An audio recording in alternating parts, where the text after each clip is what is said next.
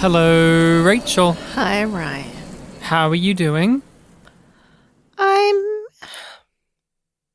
torn. You're torn? Yeah, I'm feeling torn. Rip torn? How are you feeling, Ryan? Well, now I'm on the back foot because I did not expect your feelings to be one of being torn apart, but overall, I'm feeling ambitious. I get told that a lot, at least. I get told that my ambitions get in the way and are bad and that I'm really a danger for everyone, but I feel like I am just following the calling of my heart and trying to clear my family's name. So that's how I'm doing overall. Clearing the path to Yum. I am clearing the path to Yum Yum because we are the Yum podcast. We're Ryan and Rachel, your hosts, and we're a married couple that reviews episodes of science fiction television one at a time. And we're here to talk about a new episode of Dune Prophecy. And we, obviously, as pretty much everyone else, coming to this with fresh eyes, we have not read any of the Brian Herbert novels that this may be taking from. I've read the Frank Herbert ones. Rachel, you've seen the movies of the Dune overall. Yep. And now we've both seen the third installment of Dune Prophecy. And let's hear what it's all about, Rachel. I have actually received some comments from listeners out there that actually are eager to hear our perspectives on this episode. We got pinged once or twice about, I can't wait to hear what Yum Yum are thinking about this one. So, Rachel, what is this episode? Sisterhood Above All.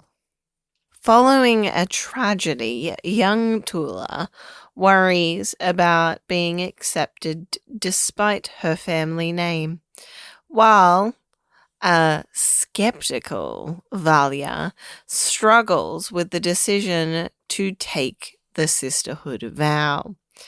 Years later, Valia receives a message that confirms her suspicions, and Tula mourns a loss.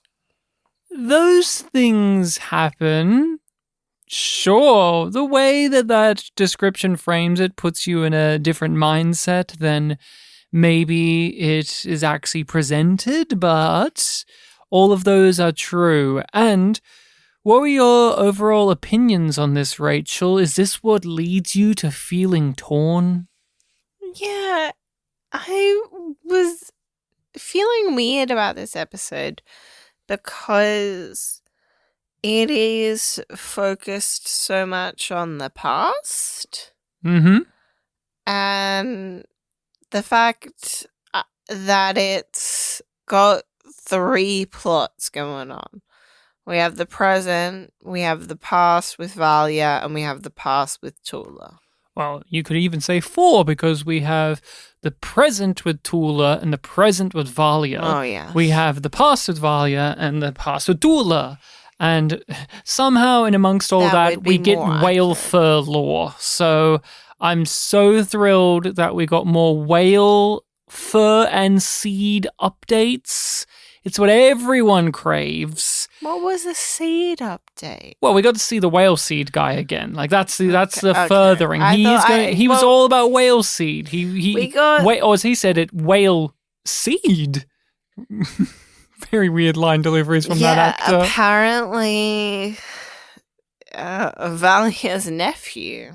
Oh, of course. Yes, we obviously knew this from the previous because he's a Harkonnen, so he must be related in some way. But yes, now we know more directly how. Yeah. Are we to believe, like, literally it's their nephew? Yes, because her uncle is his dad, the uncle from the flashbacks. That's him. Same actor, and that brings the Game of Thronesiness because that's the same actor who played Robert Baratheon, the king at the start of Game of Thrones. So isn't that just joyous? So you're feeling a bit all over the place because this episode decides to take a breather and look at things from the past rather than furthering the things that we were ramping up in the last episode.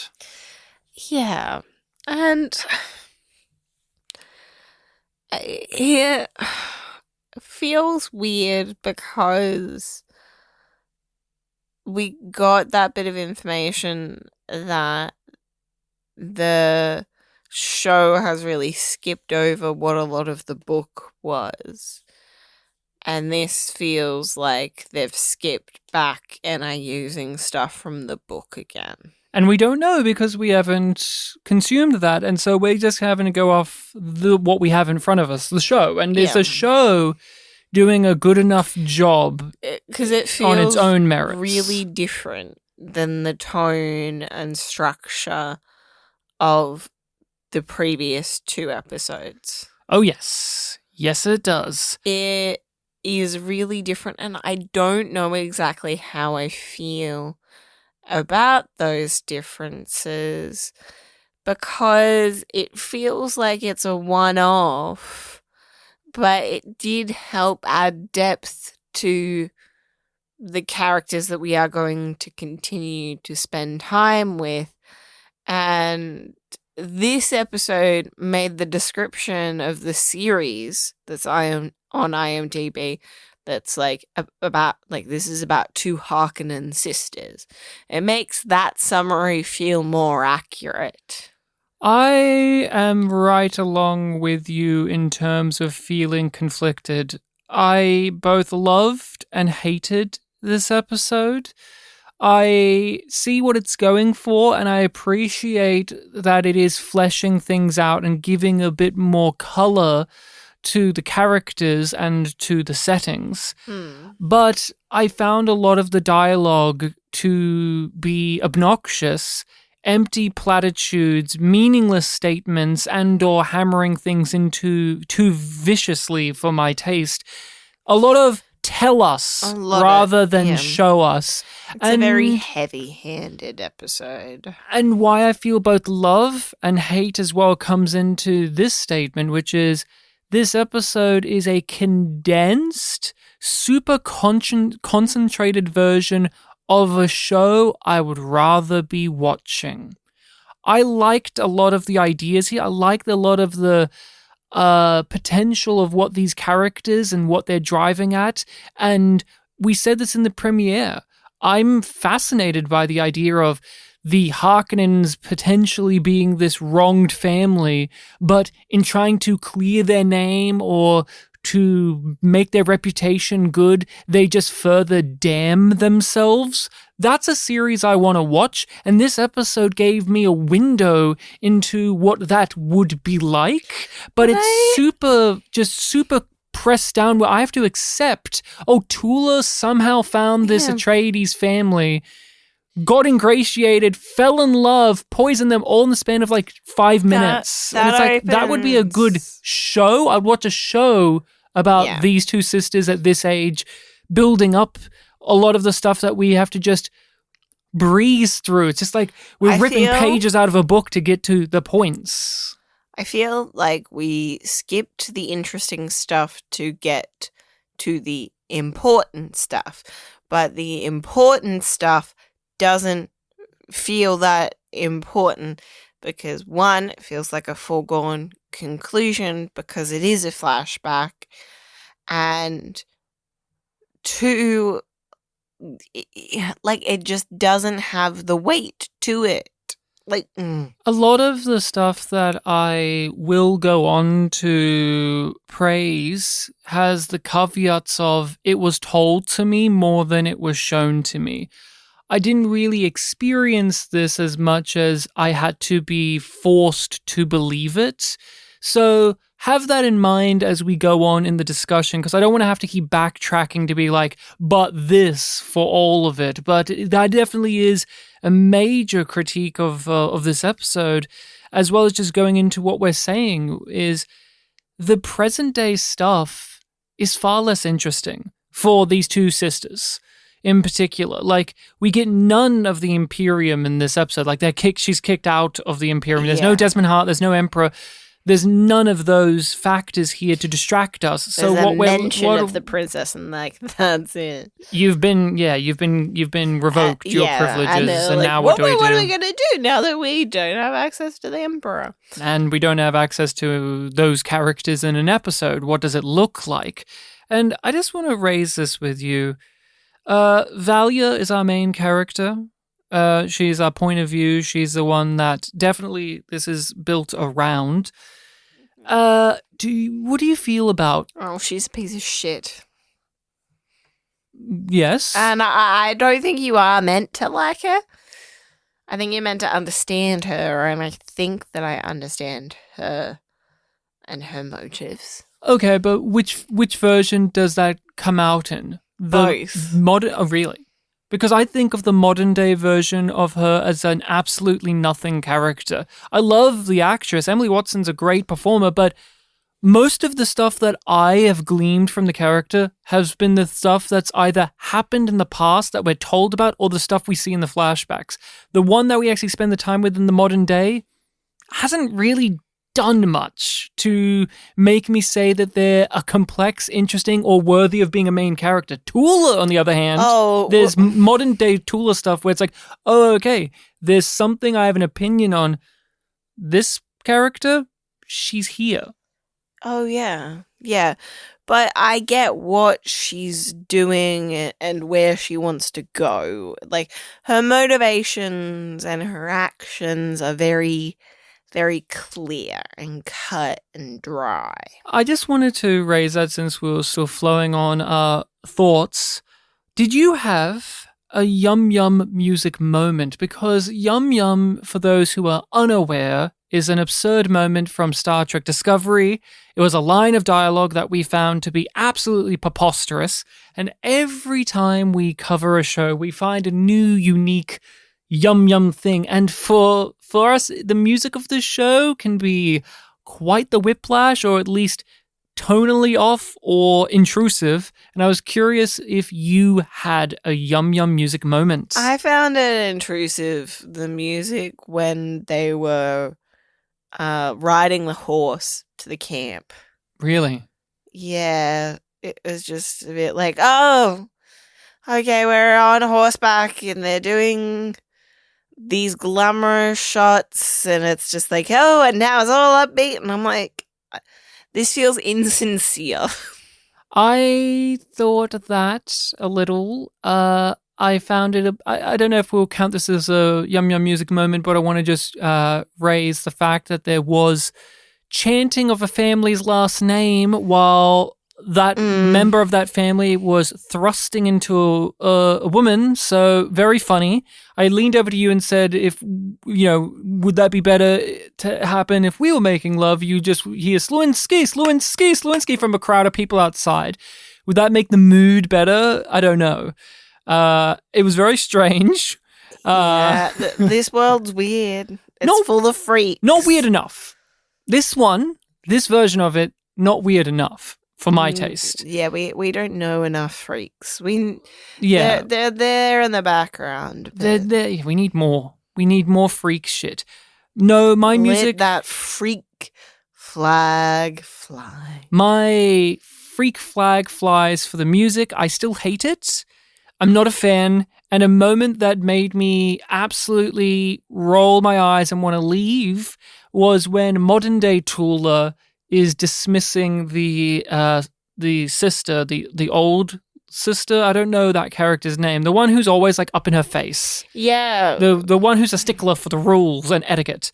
And you don't know if she's a good person or bad. I don't know. Like, she's played well, but I just don't know the character's name. When she dismissed her, there was this very strange kind of whoosh sound in the music that made me just roll my eyes. And then when she's walking away and we're focusing on Tula, we just get this womp womp evil music play. And it's like, okay, guys, I get it. I get that Tula's not in her right frame of mind right now, but do you really need to basically play villain music underneath this? I got it. Boy, Did I get it? But Rachel, where do you want to leap off from here? Where do you want to start the discussion proper about the episode? It's early on in the episode, right? That Valia gets the prophecy relayed to her.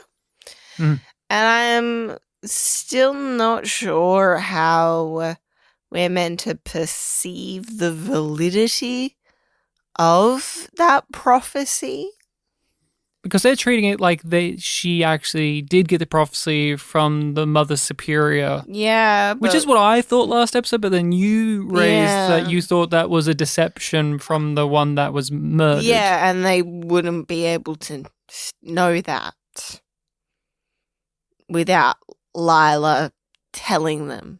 So if we went down that train of thought, what would the deception prophecy bestow upon anything? Like what's the game plan of that? Because I'm taking it as like this is genuinely the thing, but it's our characters misinterpreting it, or maybe they're interpreting it right. But. Yeah, like if it's not from Raquel and it's from the one who was murdered, I think it sets the Sisterhood up to fail, or like fail in their current plans. Well, I think it's a failure no matter which version it is, because this is a prequel and we know that the Sisterhood fucks up in the end because we get Paul. But she takes this prophecy, this warning prophecy, to be about Desmond Hart. She's immediately like, oh, it's Desmond Hart, of course. We must deal with Desmond Hart. Twice born, one born, something, one born. Something about the sands and worms or something or rather. I didn't know. And she's immediately like, yeah, it's Desmond. This confirms my suspicions. And it's just like, well, we have no real other person that we can point to and be like, oh, it might be this person. Well, that's where I was going to raise. One of the things that this episode does throughout, both in the modern day sections, but majorly in the flashbacks, is saying that her personal ambitions limit and blind her to being able to think about the bigger picture. She's still too attached to her name. And she's not thinking long term. So I mentioned that this is a prequel and that we get Paul. I think the prophecy is still about Paul Atreides coming around and fucking shit up for them in the future. But she is thinking of the short term, what's in front of her right now, while Mother Superior Raquel, she was all about like the long term, hence she's got like this genetic library that she's making. And also we saw Raquel having visions that implied or invoked Paul. Exactly. So I thought that reaction from Valia about it, oh, it's Desmond Hart, because, well, what you just said. Who else could it be? There's someone right here, right now that's shifty and is fucking over our characters, and he's played by Travis Fimmel, who always plays things up to 11. Must be him. And I just think it's a level of dramatic irony in which our character, as we learned throughout the course of this episode, is so attached to the here and now, and yet she's expected to be the one that guides the state of the Sisterhood and humanity in the far long term, but she's probably the wrong person to be doing that, or incapable of doing that, as a lot of people think and say about her. Yet here she is, because she has a magical power. I mean, that's my read on that stuff. And we don't get too much of her in the modern day. Like, that's the main, like, she's chewing on that and being like, well, what do we do now? Yeah, and then at the end, she goes and visits her family. Okay. And why does she go to them? She has this moment where she's like, well, we've got to go back home to sort this out. And we get the Sister Theodosia gives her the side eye, because Theodosia's like, no, we're never going to leave here. We're still powerful. We have influence. We're the Sisterhood. We're unstoppable. Yeah, and also, you know, I think Valia said earlier that they shouldn't leave because the problems are here. So we shouldn't go back. And she decides that we should go to the people they would least expect me to go to. And you made an assumption, and I made an assumption of what that would be, and we were different to one another. I ended up being right, and here's why. Because the episode is about her family baggage and the Harkonnens, but also because they did introduce that the Harkonnens are a body in the court right now. Like, they are around. So Whale Seed. The Whale Seed guy. And I was just hoping, childishly so, that we could see the goofy, freaky character again. I wanted more of him, and I thought, well, yeah, that she would go to them because she's distanced herself from them for decades, and people wouldn't expect her to break that mentality to go for some strategy reason. But you thought who? I thought it would be more interesting and strange if she went to talk to the Atreides. Why didn't she do that? She hates them. She said that she wanted to go home, so of course that was the Harkonnens. I mean, she could go to the Atreides, but would they help her? I mean, she does have one under her thumb right now. Yeah. She has one that's an inside man to the Emperor now. Yeah, that is in prime position for her to control. But no, she goes and talks to her uncle, who is not pleased to see her. He's very old and sick. See, he's giving off a minor amount of the freaky energy you need from Dune. Like, he's got a breathing thing. He's in a floaty chair. He's bald, but there's obviously prosthetics they put on his head to make him look weirdly more sickly. And he's not very happy to see her because, well, one of the last times he saw her, he damned her as a sorceress, as a witch, as a evildoer, and now she's here having to seek favors from them. So that's fun. What do you think she's going to do? I don't know. But I don't know, and I don't care. Why don't you care? She's our main person. She is our main character. And the show keeps on being like, she's not morally right, but she gets the job done. And I see no reason for her not to overcome this particular hurdle. And I'm not interested in the means in which she achieves that goal. Do you think she actually is going to overcome this?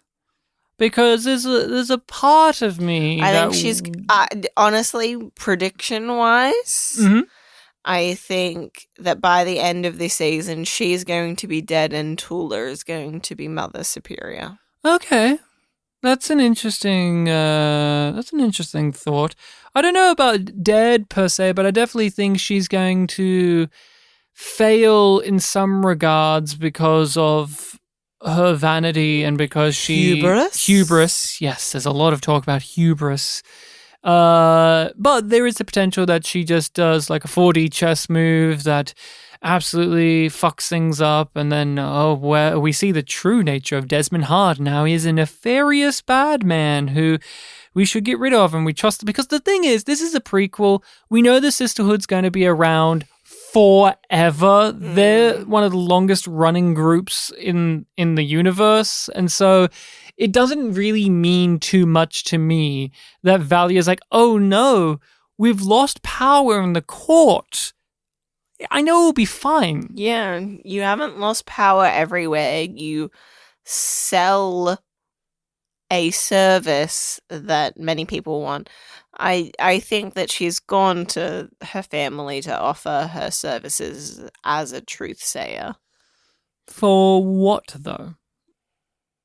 Well, just because they brought up, I think it might have been in the first episode, that she keeps on turning them down for their requests for a truth sayer. Okay. But how does giving them a truth sayer make any difference, really? It's not like they're respected enough to really do anything, but no, we know that they do eventually become one of the big houses again because, again, we know how things go. This is exactly what it's here to do, though. It's meant to be speculation. The Valia stuff in the modern day is empty. There's nothing to it. She makes an assumption mystery box? Mystery box or just extending out mystery. Or just extending out intrigue. It's not even that mysterious. It's just like, oh, okay, so she's going to do some power play. Will it succeed or not? We'll have to wait and find out. But when you actually watch this episode, you just see her stoically looking off camera. Music swells. You interpret what those looks mean. Why is she the main one? Like, why is it not Tula? Tula's more sympathetic. Like, she's doing bad stuff herself, but she's more sympathetic, and they frame it in a way where Valia is the one that's keeping her down. So you could still have Valia be an important character, but have the point of view, or at least more of it in the frame of Tula, who is more likable. I don't know. My guess is it was like that in the book. No, don't fall back on that excuse. We're watching the show, which we know for a fact is skipping past most of the book stuff anyway. Like, we're talking about what we got in front of us. Like, what's the point? Because Valia... I don't know.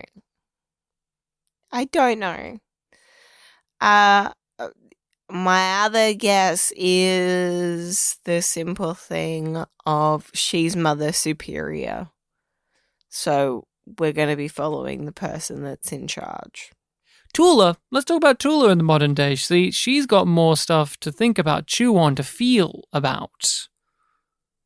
I was very bored in a specific kind of way during Tula's plot this episode.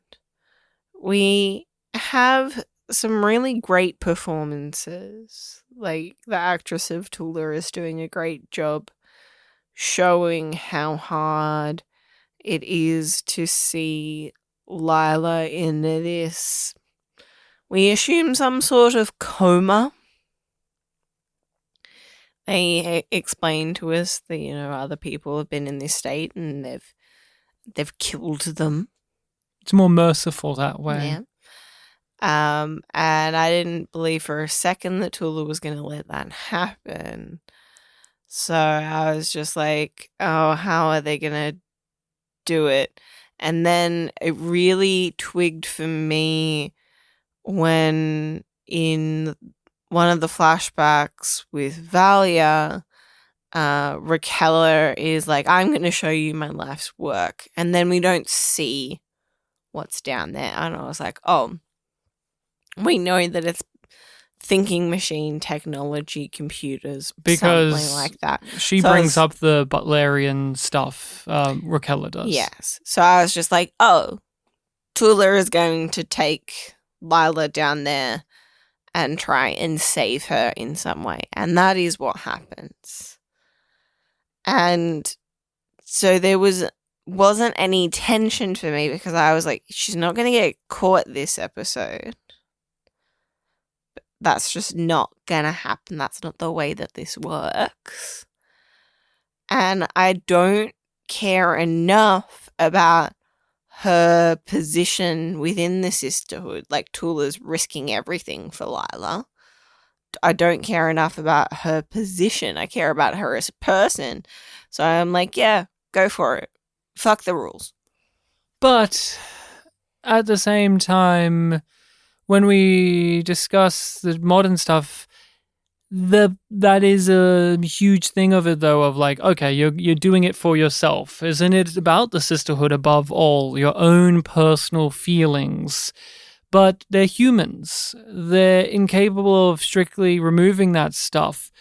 And yet, that's what the sisterhood is all about. They're all about, like, this godlike control over the entirety of humanity and guiding us and changing us and molding us and pushing us to what they deem to be the correct way. Eventually, they'll have generations of leaders that won't be tyrants, and we chuckle because, well, that won't last.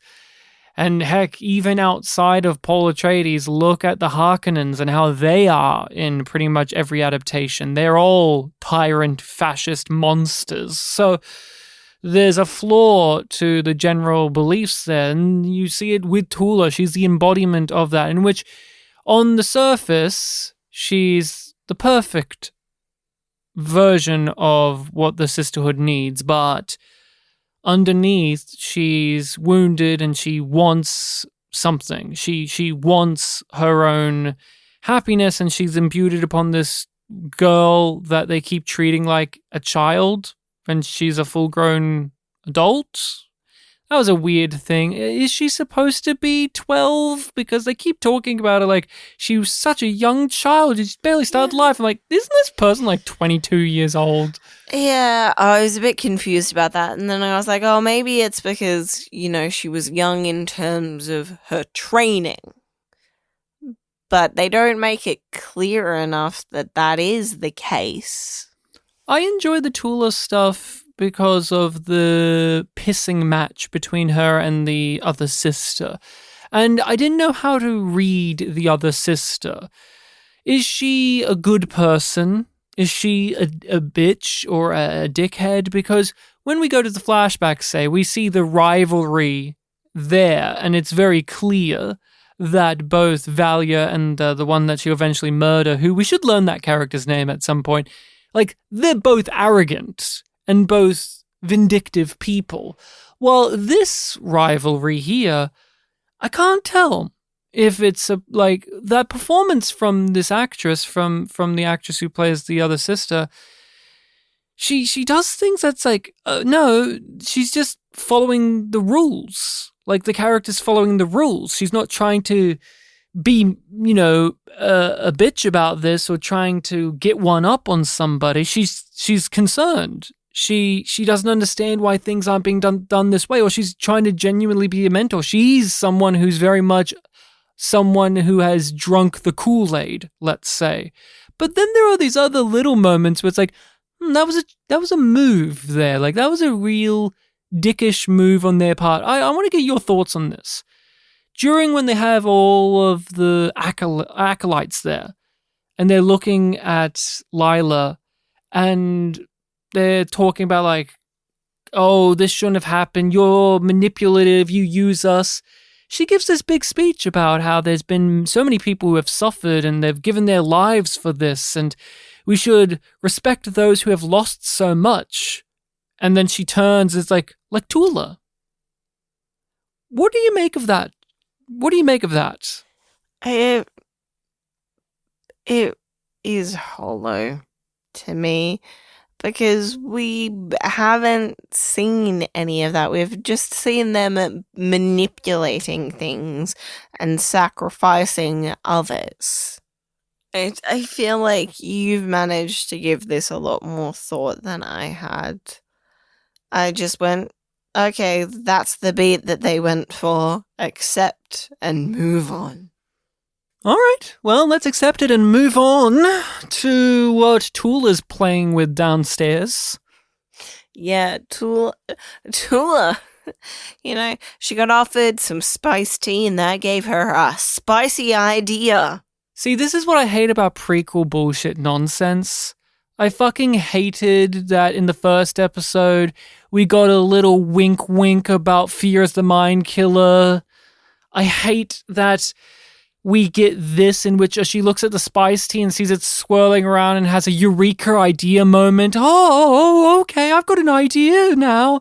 Shut up. I don't know why, but there's just something about how in a prequel story you have these eureka moments that we know will pay off into an iconic and or stapled thing or a recurring element, and they either work or they don't.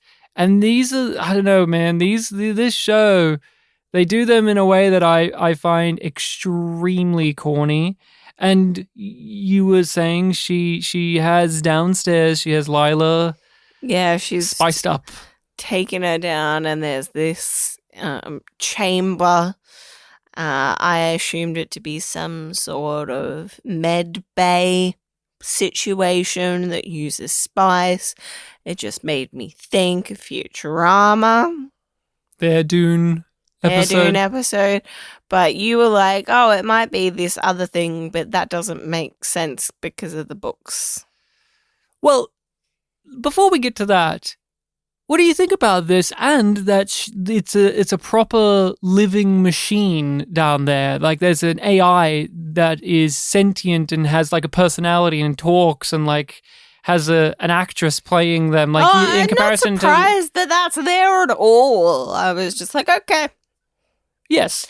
I accept and move on. That's a lot of me with this episode, which doesn't make for great pudding, but that has been my initial response to it. I was just like, okay, she's pulling strings. She's trying to do everything in her power to not let Lila go because she doesn't want to lose somebody else. Because we saw her lose her brother, we saw her sacrifice her fiance, and now it's her daughter figure. Why do these things not connect? Because when you lay it out, as I am, as you just did, it sounds like it works. The pieces are there. The material is there, but you are very despondent to it, in which you don't have much to say other than, yes, that is a thing. I saw it and I moved on. Why is that the case? How does this fall short? As I mentioned earlier, it's really obvious that this is going to happen. And it is not a surprise that this kind of technology is present underneath the Sisterhood. So it's just like, yep, you teed it up and it's gone exactly how I thought it was going to. I found it to be less aggravating than the last episode because we were breaking up the format with flashback storytelling.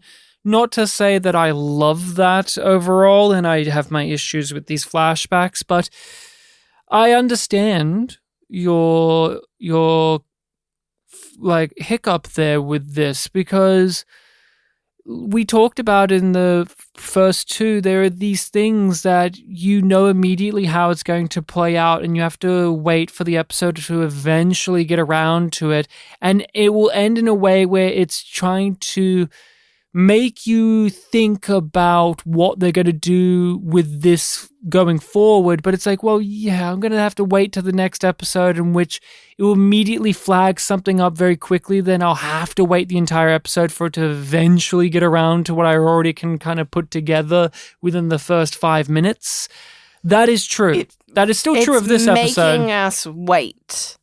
And it's just making us wait so that they have an episode. It's not necessarily that we lack patience. It's more that the thing, it does not have enough substantive material to overcome this particular hurdle. I thought the Tula stuff in the modern day, and Tula in general as a character, the flashback version of her as well, had a little bit more meat on the bone, and this has some intrigue at least, because we thought she died, Lila, in the last episode, but no, she's actually still alive, and they're going to now fuck with her in some way to try and keep her alive. But will that just be a further damnation upon Tula, Valia, and the Sisterhood overall? We'll have to wait to see. I don't know what this is all about. I have two theories, and boy, I hate this. I can get some more entertainment out of this show because I have read some of the Dune books, and you cannot have that experience because the show isn't doing enough on its own. Like, that's the thing. Like, I can sit here and be like, well, is this like a precursor to Spice Agony? Or is this like some weird version of an axolotl tank, which the Sisterhood shouldn't really have access to, or at least shouldn't be able to use it in the way that they're supposed to use it in later books, because that's the whole point, that the Sisterhood don't have that technology or those means, but they want it. How do you feel about this being a flashback episode? We're 3 episodes out of 6, and we're doing a flashback episode. Really? That's how I feel about it. Even though I enjoyed the flashbacks, I don't think I agreed with your statement earlier as clearly as I should have when you were like, that's the show that I want to be watching. This episode made that feeling even stronger. I've already said my piece on it, but when we had it to be a flashback, I was surprised because I thought that they ditched that after the prologue in the premiere. Me too. And they just blast through so much of the things that I thought the show was going to be about. I thought the show was going to be about the forming of the Sisterhood, but that's pretty much already happened. They just don't have the name Bene Gesserit. So fucking what? Oh, they don't have the Gom Jabbar yet? Well, don't worry. This episode hints that they're going to have it because Tula has a version of it. So great, we get that. But that's not like the stuff I wanted to see get formed. I wanted to see, the actual sister. I wanted to know how the Sisterhood got to the point where they got to. What made them get to the point where they said, okay, we need to exist to be able to control all of humanity, to guide them to a specific vision we have. I want to know how they got to that specific vision. I want to know how they got to the point where they could have genetic library. I want to know all that stuff more than how Valia is the first person who has the voice and it's a secret power that only she has. The voice is important, but it's one of the many things that is a part of the Bene Gesserit that's cool, but at the same time, like, the whole ideology of the Sisterhood, that's really interesting, and we don't even get the formation of that in this show. It's already existing. I don't really give a shit about Valia's stuff.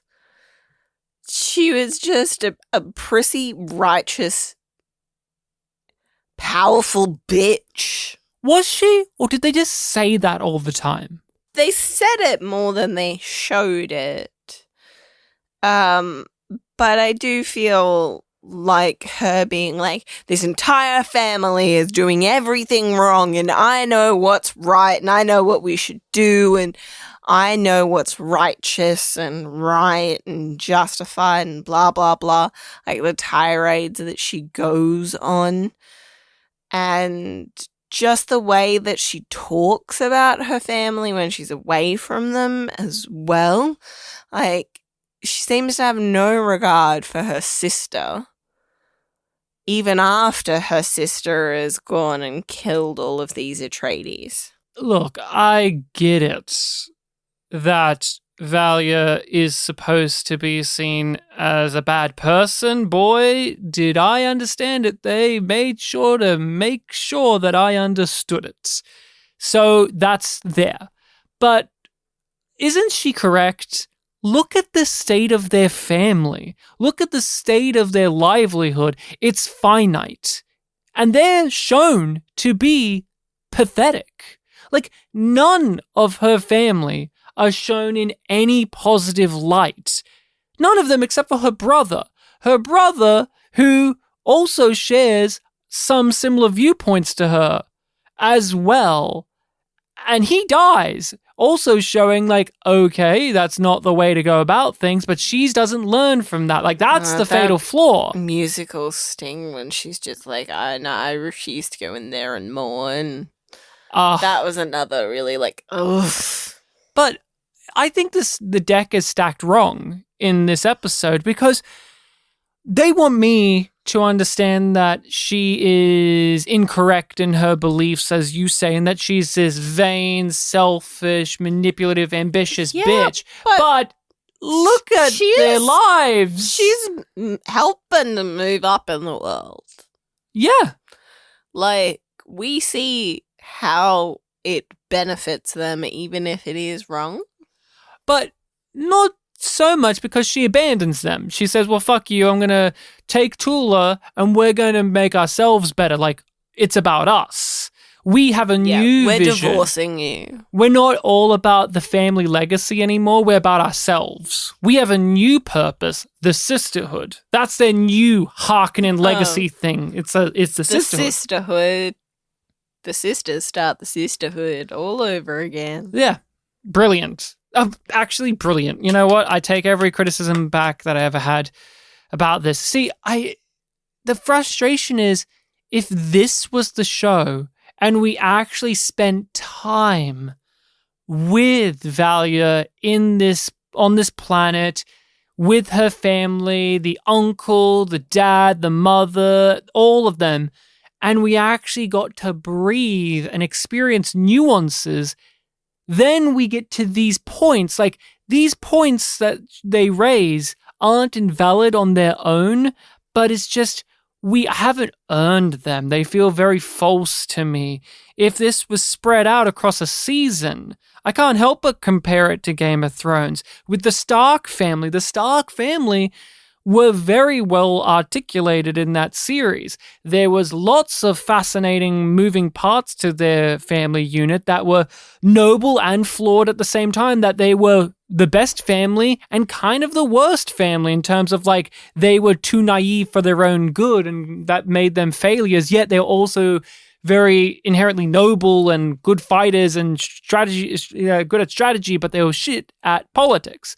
You could do not just something similar to that, but, like, I'm just saying, the stuff with Valia here, it's like, oh, if this was a slow burn thing for a character, I would believe it, but in this episode, I can't side with her because she's played like a cartoon villain, but I can't not side with her because everything she wants is correct.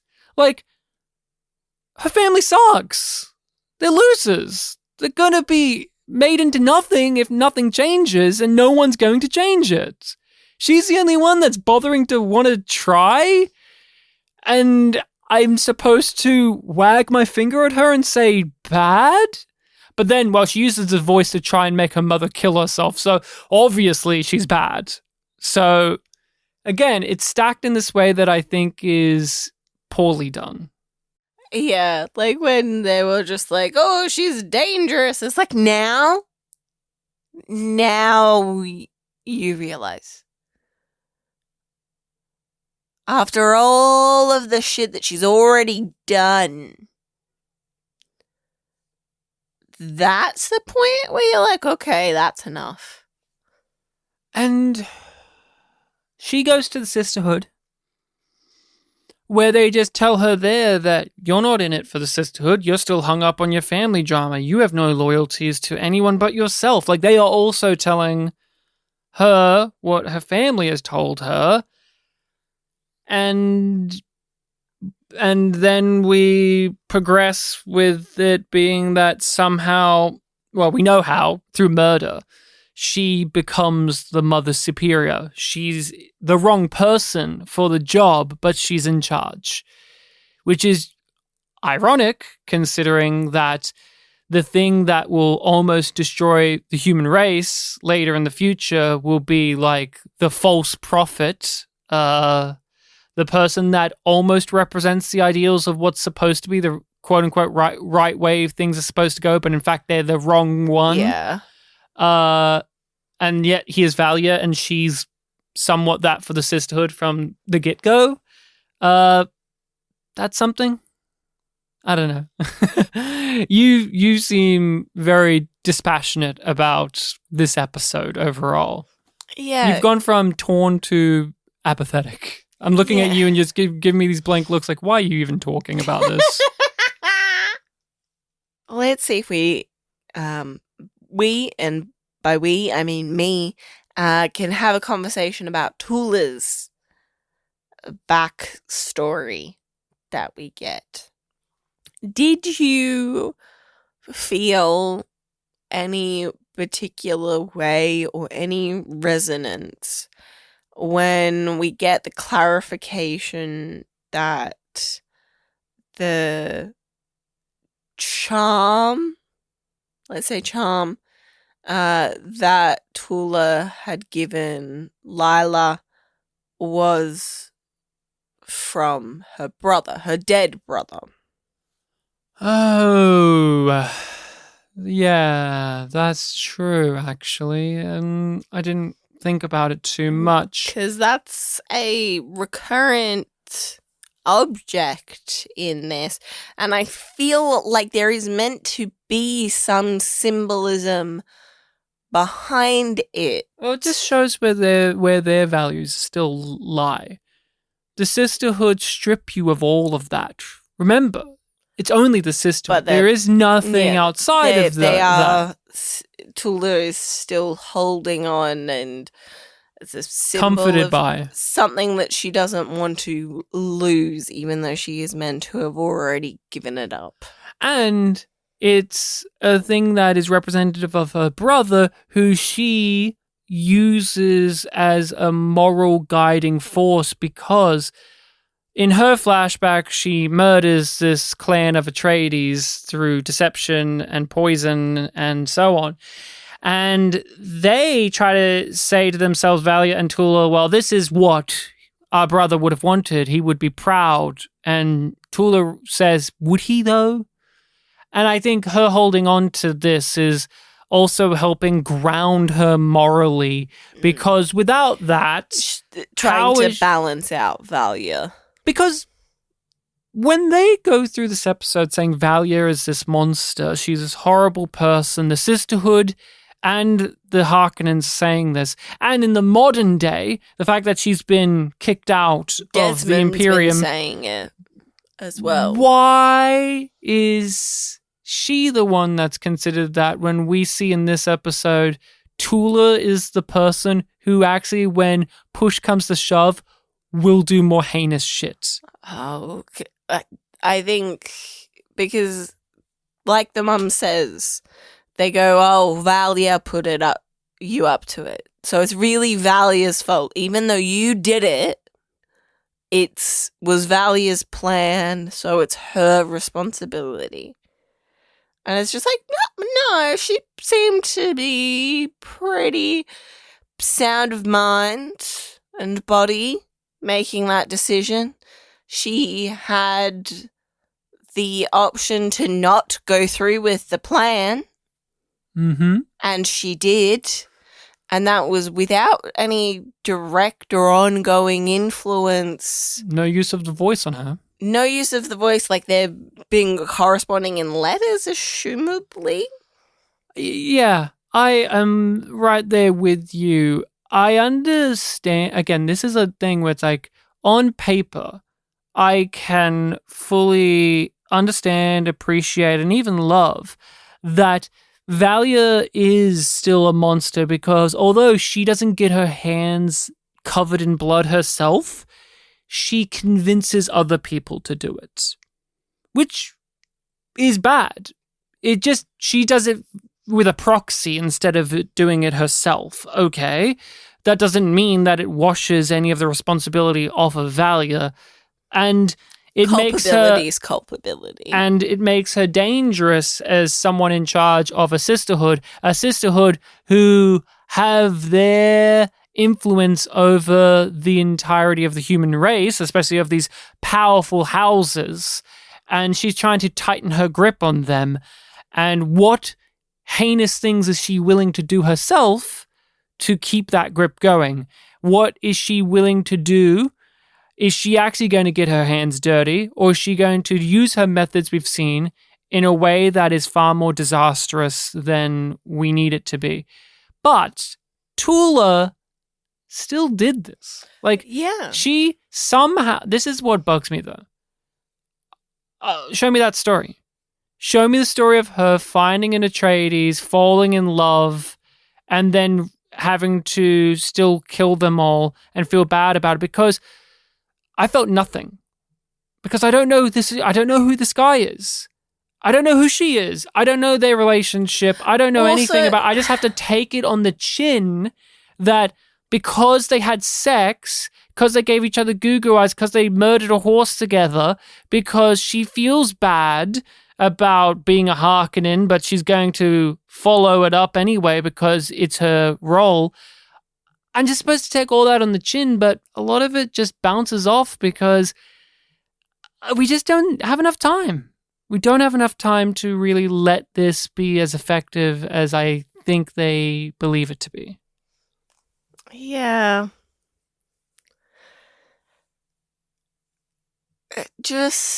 It feels rushed because we don't get any of the build-up. It is really frustrating because it's like, this idea is interesting. And then we cut back to the present and it's just like, this is less interesting than that. And I'm wondering, because a question that I had when watching the episode, which I don't think I was meant to have, was, did that particular Atreides actually kill their brother, and how did they know that? Great question. We don't know the context or anything of the brother's death. We just have a comedic cut to him being like, I'm alive, to him dead. Yeah. Very funny. That was like an Arrested Development joke. Yeah, it did feel like a punchline. And I was just a punchline instead of a punch to the gut, which I think is what they were going for. But when she's like, just gives that exposition, I'm like, well, I don't trust you. How do you know that information? Why do you know that information? And then when Tula kills all of those Atreides, you were like, oh, I think it's the one that murdered her brother.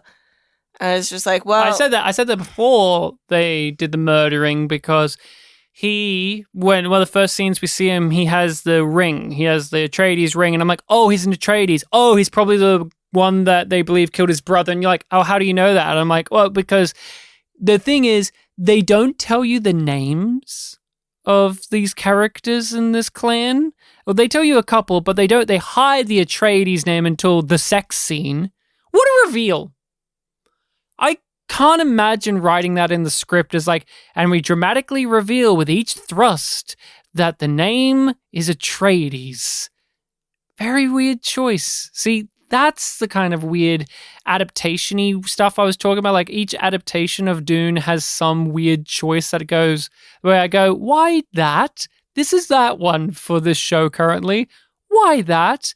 But you were saying like, oh, this could be the guy that killed their brother, but yeah, but it's just like, he's shown to be a good guy. So is that then playing with the idea that nobody is pure evil? Is it that just he is collateral damage that gets put down the same way as his horse? He seemed like he was incapable of killing his own horse. He seemed apprehensive to do it himself. So is he someone capable of killing another human being? But does this also further or is it add his crime just that he is an Atreides?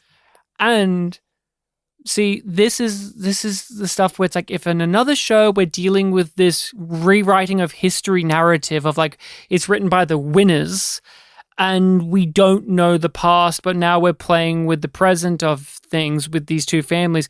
Tula meets these Atreides and they are kind and noble and brilliant and wonderful, and we keep coming back to this idea from both sides of this Atreides and their brother, that why should we be bound to the conflicts that our families had in the past?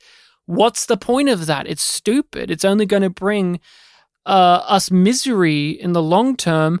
What's the point? Like, both of those guys bring that to the forefront in some way, and both of them die. And nothing is learned. And that's like the tragedy of their situation. Did you feel like the agony that Valia that went through would have actually shown her that her family were guilty of the crimes they I committed? thought something was gonna happen. And also, what a fucking dumb cunt for doing that out there in the snow. Near a cliffside. Oh, I got so annoyed watching that, and you just found it funny. She did it near a cliffside. In case she freaked out, she could just jump off the cliff. That's logical. Totally wise. I'm glad that they did it like that. Tula. Oh, she spared a child. A crippled child. Do you think that child will come back? Do you think that's the guy, the swordsmaster guy, as a little boy? Oh, I don't know. That... He's the only Atreides we know in the show. Yeah. I don't think the kid had the same name. This is because he's not Kieran, I don't think. But, you know, duplicity in name changes aren't uncommon in Dune. Yeah. She spared him. It's supposed to be like, well, she has some morals to her, and she is choked up about having done all of this. She feels the guilt of it. I like it as a backstory for her. I think it does make the character a lot more than what we've had in the previous episodes, but I still don't know how to feel about there being a flashback episode in this show that we only have 6 episodes of. We're halfway through the show, Rachel, and we stopped the momentum of whatever we were doing to have a flashback episode, just so that we understand these things about these characters that we understood for the most part anyway. Yeah, there's not a lot of new information that is provided by this, and none of it really feels like we needed to see it. Like, the general rule is that you have a flashback if there's something that, like, you need to see, you need to participate in, that it would be lessened if you were just told it. But we're just told it, but in flashback.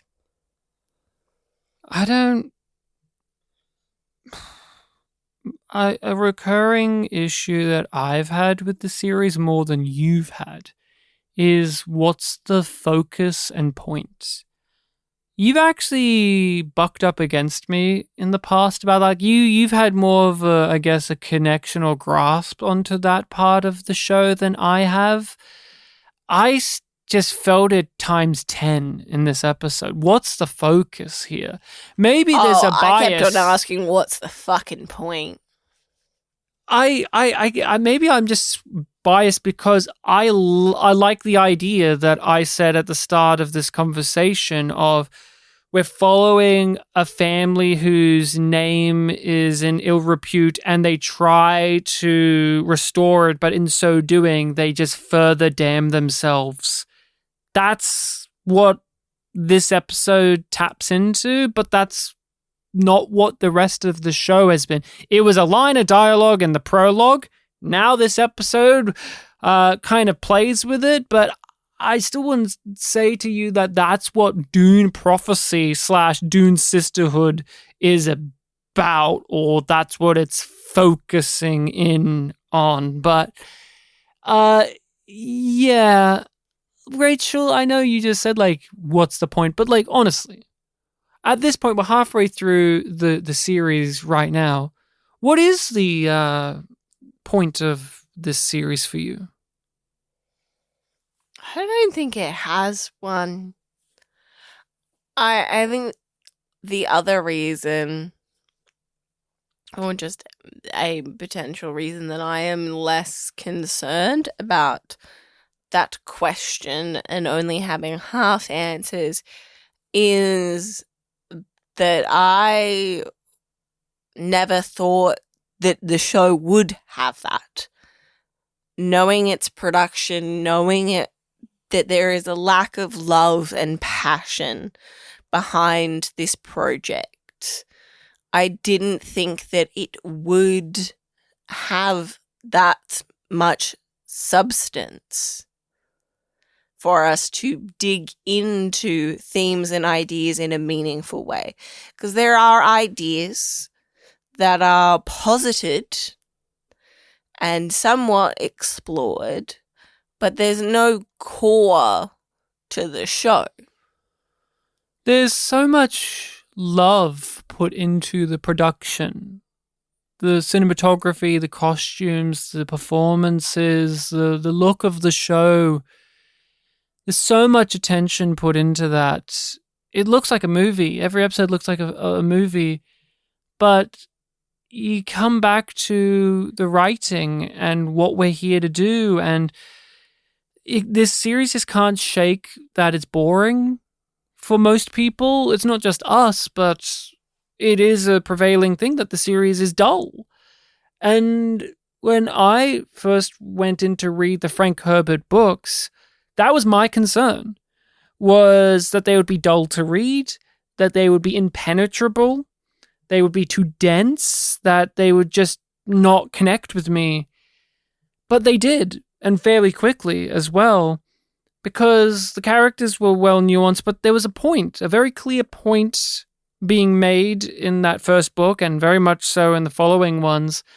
And it is here, those things, the worry about false leaders, these charismatic leaders, and dogma and stuff of that nature, but it's just so cloudy in this series. It's just so murky that I don't have a strong opinion on it. While I'll say that when you read a Frank Herbert book or you see the films, you have a reaction, you have a strong opinion, you have something more than what this series has so far offered up. This one is very much reminding me of Star Trek Discovery, in which how much can you respect just an idea rather than the actual follow-through on said idea?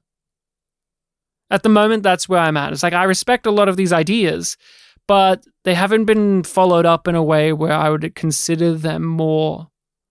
So I give this episode on a rating system of yum being bad and yum yum being good. This will be 3 in a row for me, I think. Yum. Yum. Oh, it's a yum for me too. Yum. I was just having a look through the script because I was like, I felt like I had a line in the back of my head that was like, oh, maybe that's the message of the theme, but I couldn't find it. But I did find potential clarification that it was not, she didn't murder and sleep with the man that killed her brother. Is it not? It could be. Wasn't his name like Oros or something? He got called Ori. Yeah. And the thing they said, Voron is the one that killed and went into hiding. Okay. Well, you know what? So I think Voron is older. Fine. I'll admit wrongdoing. See, that's the thing. I don't This show has know. No. That's actually good because that is good because it answers a few things.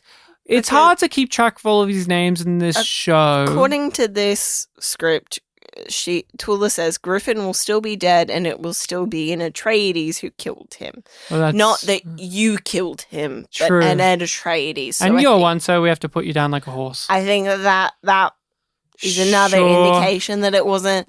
Sure. But the fact that we can be unsure about something that should be that important, because the death of this brother is pivotal in these sisters' lives. Thus, we get to see it.